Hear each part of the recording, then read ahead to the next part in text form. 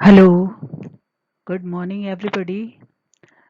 Today I am before you with a topic different environmental movements. Different environmental movements का हिंदी में मतलब होता है विभिन्न महत्वपूर्ण या विभिन्न पर्यावरणीय मुद्दे या आंदोलन।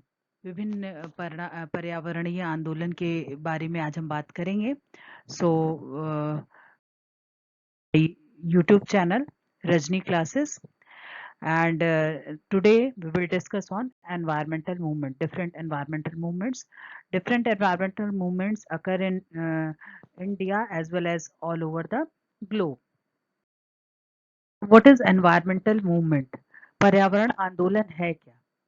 पर्यावरण आंदोलन or environmental movement can be defined as a social or political movement for the conservation of environment or for the improvement of the state of the environment.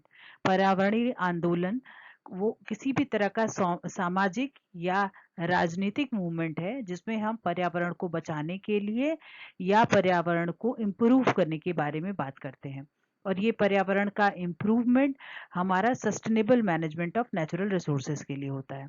So environmental movement is a type of social movements that involves an array of persons, groups and politicians that observe a common interest in environmental protection and act to bring about changes in environmental policies and practices.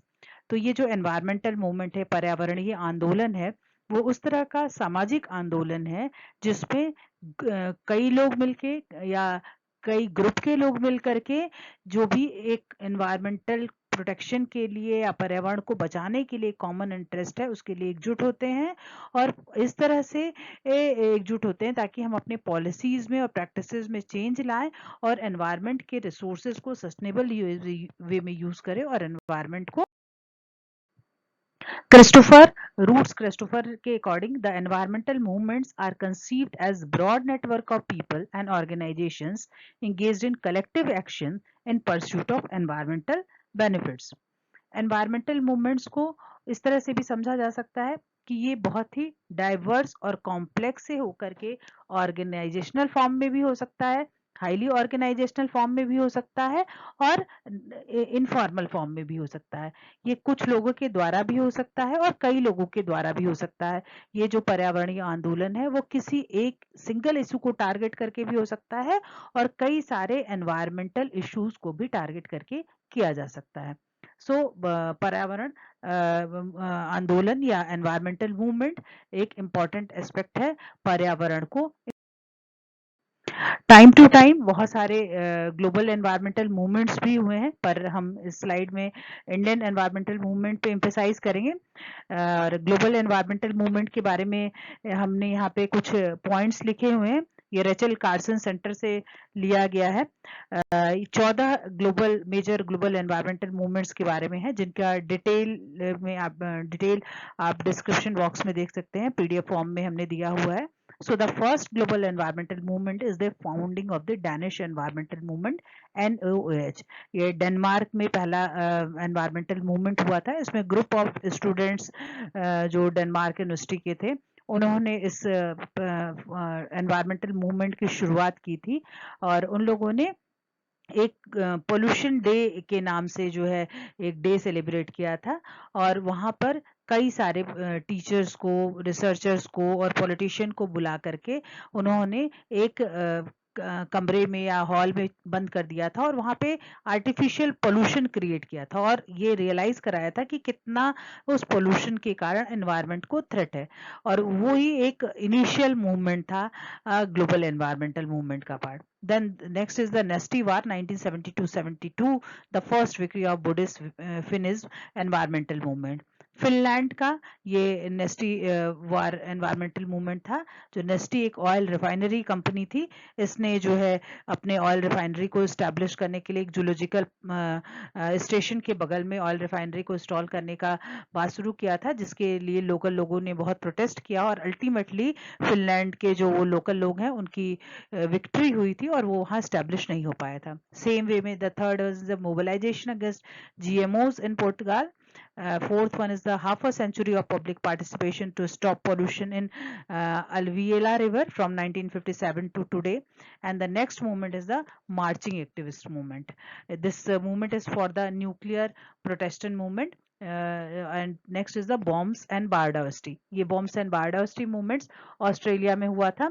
वहां पर Australia के local लोगों ने protest किया था, nuclear उसके वार के against protest किया था कि किसी भी तरह के जो वहाँ पे ऑस्ट्रेलिया में जो मिलिट्रियल्स थे वो एनवायरनमेंट को डैमेज कर रहे थे. बहुत बायोडाइवर्सिटी रिच एरिया था.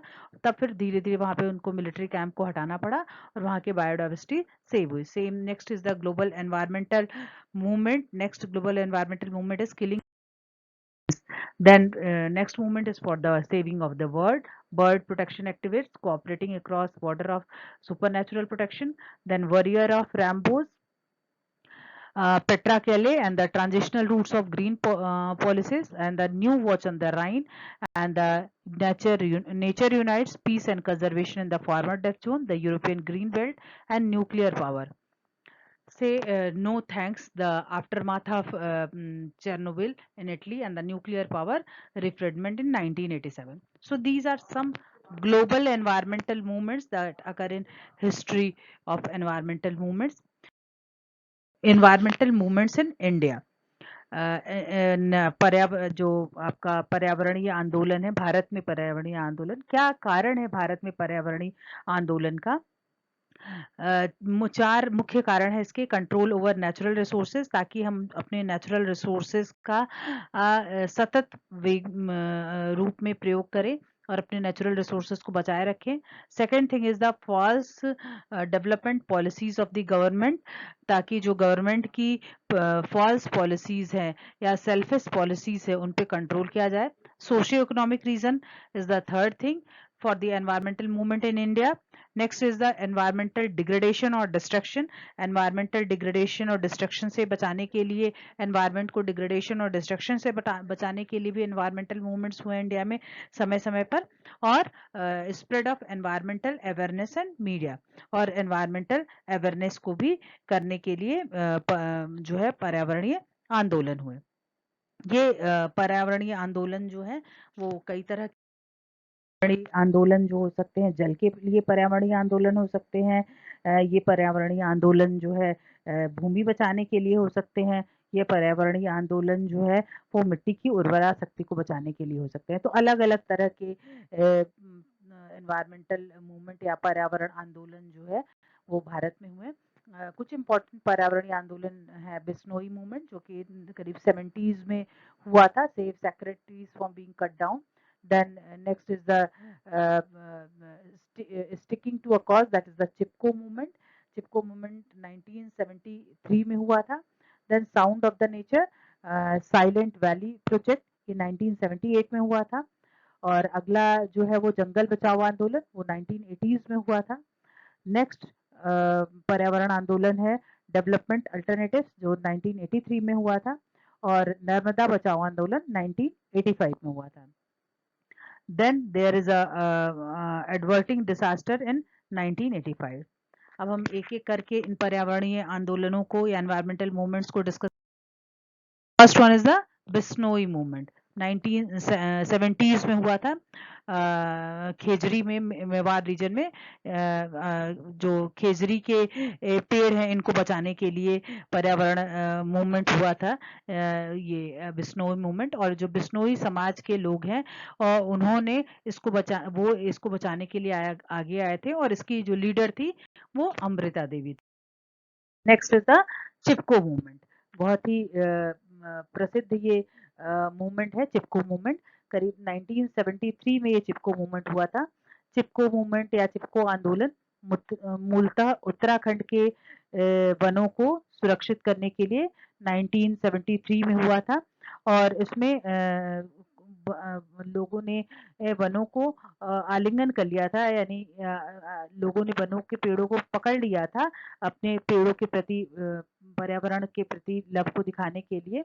और इसके जो लीडर्स थे वो सुंदरलाल बहुगुणा, गौरा देवी, सुदेशना देवी, ज्यादातर महिलाएं इस चिपको मूवमेंट्स की लीडर थी.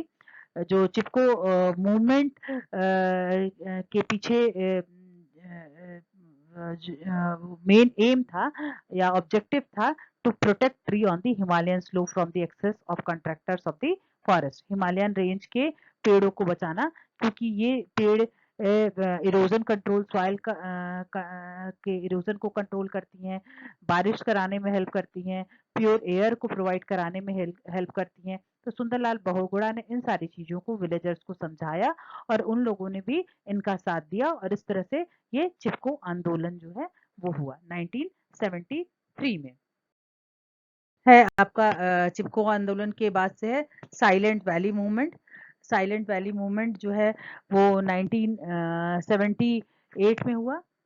साइलेंट वैली मूवमेंट जो है वो केरला में हुआ था। केरला साहित्य परिषद एक जो एनजीओ है उसने वर्क किया था इसके लिए। साइलेंट वैली नेशनल जो गार्डन है या राष्ट्रीय उद्यान उत्तरी केरल के पालक्काड जिले के मन्नारकाड के 40 किलोमीटर के दूर पर स्थित है और 90 किलोमीटर वर्ग में ये उद्यान फैला हुआ है। और उत्तर में नीलगिरी पठार का विस्तृत भाग है और दक्षिण में मन्नारकाड के मैदान तक ये ऊंचा है। सो साइलेंट वैली को बचाने के लिए, साइलेंट वैली राष्ट्रीय उद्यान को बचाने के लिए ये साइलेंट वैली मूवमेंट हुआ था। साइलेंट वैली मूवमेंट वहाँ पर एक हाइड्रो इलेक्ट्रिकल प्रोजेक्ट बन रहा था। उस हाइड्रो इलेक्ट्रिकल प्रोजेक्ट को रोकने के लिए था ताकि साइलेंट वैली को बचाया जा सके। जो मेन लीडर्स थे वो केरला शास्त्र साहित्य परिषद के लोग थे जो कि एक एनजीओ है। और इसके अलावा जो पोएट एक्टिविस्ट थी सुगाथा कुमारी, उन्होंने भी इस साइलेंट वैली प्रोजेक्ट में बहुत ही इम्पोर्टेंट रोल प्ले किया था। नेक्स्ट है जंगल बचाओ आंदोलन। जंगल बचाओ आंदोलन 1982 में हुआ था। जंगल बचाओ आंदोलन के जो जंगल बचाओ आंदोलन बिहार का मेन आंदोलन है, सिंहभूम डिस्ट्रिक्ट बिहार के लिए। इसका एम था कि वहाँ के जो नेचुरल सॉल फॉरेस्ट है उनको कटने से बचाया जाए और टीक फॉरेस्ट को उनकी जगह न लगाया जाए, क्योंकि जो बिहार सिंहभूम डिस्ट्रिक्ट के बिहार राज्य था वहाँ पे गवर्नमेंट ने ये डिसाइड किया था कि साल फॉरेस्ट को हटा करके वहाँ पे जो ज़्यादा इकोनॉमिकल प्लांट है टीक प्लांट उनको लगाया जाएगा, जो कि सही नहीं था। वहाँ की जो नेटिव स्पीसीज है उन्हीं को बचाया जाए, जिससे कि वहाँ के वायु का, जल का और मृदा का संरक्षण हो सकता है। तो जंगल बचाओ आंदोलन जो है 1980। Then Appiko movement. Appiko movement जो है वो चिपको मूवमेंट का ही एक फॉर्म है जो कि साउथ में हुआ था। एपिको चलाबुली इसका नाम दिया गया एपिको मूवमेंट का। जो एपिको मूवमेंट है इसकी जो सबसे बड़ी और ख़ास बात ये है कि ये किसी भी इंस्टीट्यूशन के थ्रू नहीं, किसी बड़ी पर्सनालिटी के थ्रू ये ड्राइव किया गया था। ये जो है वहाँ के खुद जो वहाँ के लोग हैं उन लोगों ने किया था। However it does have a facilitator in Pandurang Hegde. He helped launch the movement in 1983. So, Epico movement against the felling and commercializing of natural forest and reuse of the ancient livelihood. ये गढ़वाल हिमालयवासी जो चिपको आंदोलन किए थे उसी का एक दूसरा रूप जो है अप्पिको आंदोलन के रूप में उभर करके आया था। अप्पिको जो है कन्नड़ भाषा का शब्द है जो कि चिपको का पर्यायवाची है या जो चिपको का सिनोनिम्स है। और इसमें अप्पिको आंदोलन के द्वारा जो है वहाँ के फॉरेस्ट को बचाया जा सका था। देन नेक्स्ट है आपका नर्मदा बचाओ आंदोलन। नर्मदा बचाओ आंदोलन 1985 में हुआ था। नर्मदा बचाओ आंदोलन की जो मेन लीडर थी वो मेधा पाटेकर थी एंड बाबा आमटे थे। बहुत सारे और फार्मर्स थे और एनवायरमेंटलिस्ट थे, अदर एक्टिविटीज थे, ह्यूमन एक्टिविटीज थे जिन्होंने इस पे काम किया था। नर्मदा बचाओ आंदोलन भारत में चल रहे पर्यावरण आंदोलन का एक और रिफाइन रूप था। पहली बार पर्यावरण तथा विकास के संघर्ष को राष्ट्रीय स्तर पर चर्चा का विषय बनाया गया था।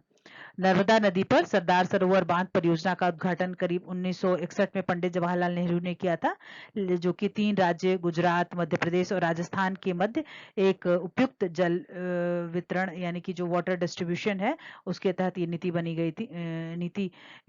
गई थी। और इस पर जन आंदोलन हुआ। करीब 1980 से 87 के दौरान जनजातियों को अधिकारियों का समर्थन मिला, गैर सरकारी संस्थानों का समर्थन मिला और इस के कारण जो है नर्मदा को बचाया जा सका। The aim of this Narmada Bachao Andolan is the social movement against a number of large dams being built across over the Narmada. Then next is the Tehri Dam conflict.